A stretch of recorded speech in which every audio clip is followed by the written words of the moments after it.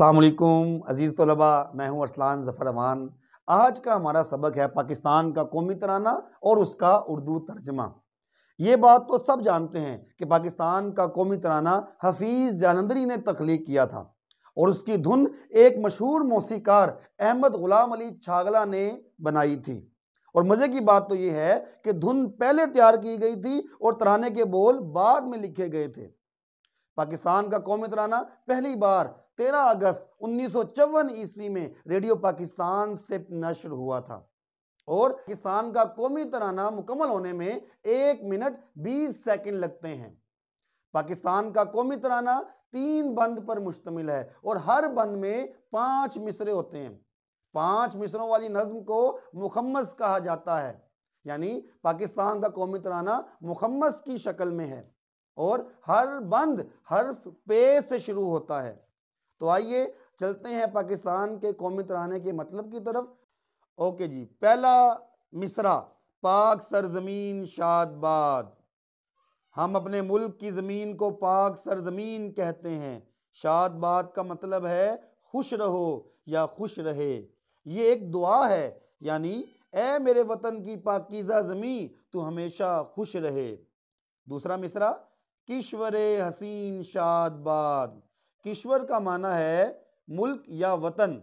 पहले मिसरे की तरह दूसरा मिसरा भी एक दुआ है, यानी ए मेरे खूबसूरत मुल्क तू हमेशा खुशियों से भरा रहे।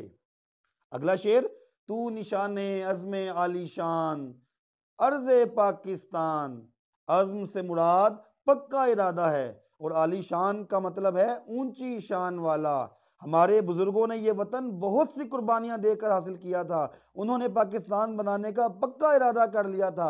तो इस शेर का मतलब हुआ कि ऐ पाक सरजमीन तू हमारे बुजुर्गों के शानदार अज़्म और उनके पक्के इरादे की निशानी है। पहले बंद का आखिरी मिसरा, मरकज़े यकीन शादबाद। मरकज दरमियान या बीच वाली जगह को कहते हैं जिसके इर्द गिर्द तमाम चीजें गर्दिश करती हैं, यानी हमारे ईमान और यकीन का ये मरकज सदा खुश रहे। दूसरे बंद का पहला शेर, पाक सरजमीन का निज़ाम कुव्वते उखुव्वते अवाम। कुव्वत का मतलब है ताकत और उखुव्वत का मतलब है भाईचारा, यानी पाकिस्तान में बसने वाले सब लोग आपस में भाई भाई हैं। उनके भाईचारे और इत्तेहाद की ताकत से इस मुल्क का निज़ाम चलता है।